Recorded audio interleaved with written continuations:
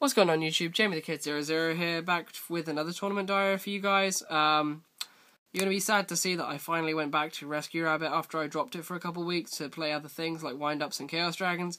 But after playing a recent locals with Wind-Ups last week and finding that they weren't really good when they were unfinished because I was still lacking a Wind-Up Rabbit, I felt that I wanted to at least top this other this locals that I was going to what is now yesterday, the locals that I'm doing a tournament diary for now, after I had quite a poor performance with Chaos Dragons 4 weeks ago. I believe it was 4 weeks. So I figured I'm going to play Rescue Rabbit again. I played a few different deck choices in this. I kind of chucked around a few different ideas. So it was definitely a very different build of Rescue Rabbit for me. Out of my comfort zone of Macro Rabbit with 0 Veilers and no Gores. So I figured I'd give it a try, and here's the deck list of what I ran. I ended up top 8ing and going through to the top 4 and losing to the eventual winner of the tournament, who was playing Chaos Dragons. So I lost to my worst matchup, so no real complaints there, but still a bit gutting. I had game and then he top Reborn, so well, that's why Reborn needs to be banned. Anyway, let's get into the list. Triple Rescue Rabbit as standard, accompanied by the triple Sabersaurus and the triple Carbazals. I love these Carbazals in Hobby League. I never draw them. In Duelist League. I never draw them when I don't want to draw them now. Seeing having rare Carbazals pays off. Triple Tour Guide and the Sangan to search out your rabbit and make your Leviair plays.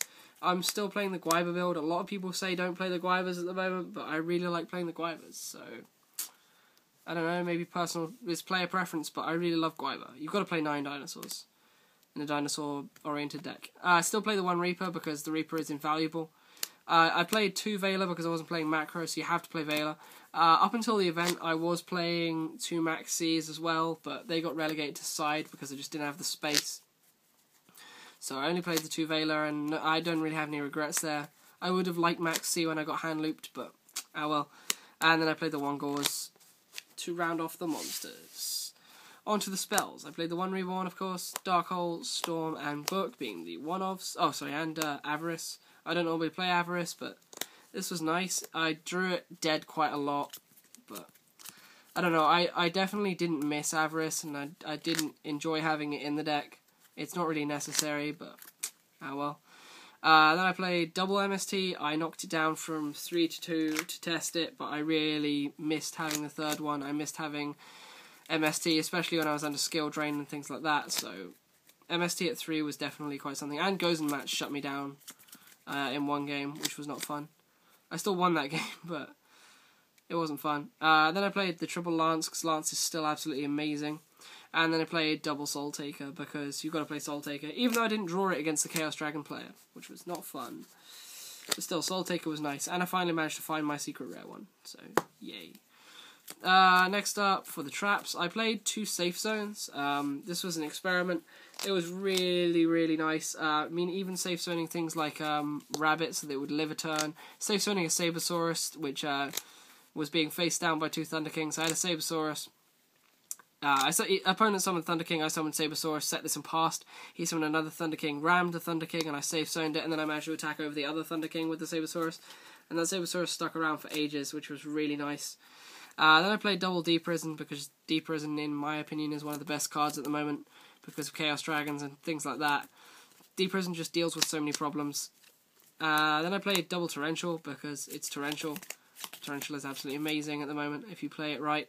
Then I played double Warning and the Judgment to round off the main deck.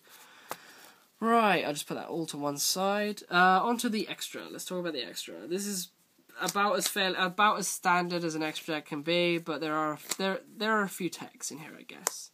I think there's 1 Leviathan Dragon, double Leviair. I couldn't cut 1. I was thinking about cutting 1, but in the end I didn't want to. And then 1 Zen Mains for the 3s.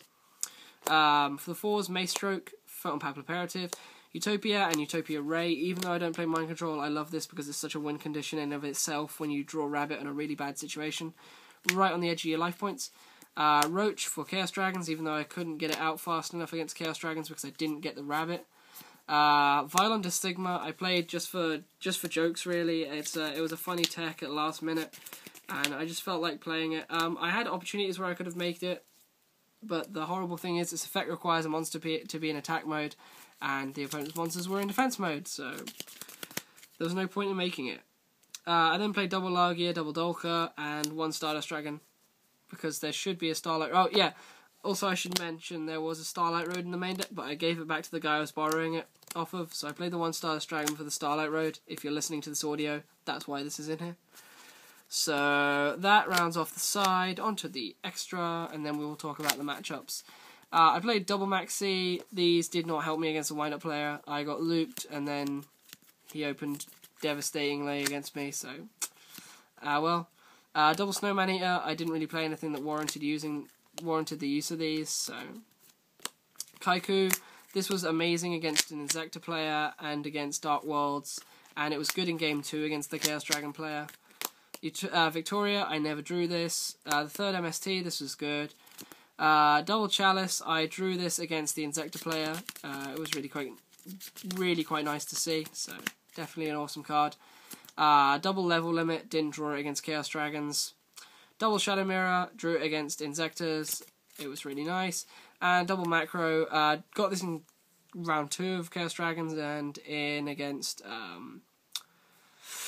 Dark Worlds and against Insectors, so it was just really nice in general. Anyway, that rounds off the side main and extra, so let me just try and think about what my matchups were, because it's been a while. This is the late afternoon of Monday, and I'm just building decks, so let's think about it. Round 1, I believe I had anti-meta stuff. You know what, guys? I'm not going to bore you, because I'm just going to be umming and ahhing the whole way through. If you want to see my matchups, they will be in the underbar below. My top 8 match was Dark Worlds, and I managed to 2-0 that matchup, because I managed to stop him from setting up. And then my top 4 match was Chaos Dragons. Congratulations to Cupcakey21. She managed to make it all the way to the top 2 against said Chaos Dragon player, but ended up losing out due to a couple of misplays, so... well. Either way, guys, check out the matchups in the down. I'll probably be playing some budget decks for the rest of the format and seeing what other ideas I can come up with on Dueling Network. I've got a few things in the works, so I will show you what I've come up with. Otherwise, I'll see you pretty soon with some more content. This has been Jamie the Kid 00 with Tournament Diary 24. Peace out, YouTube. Bye.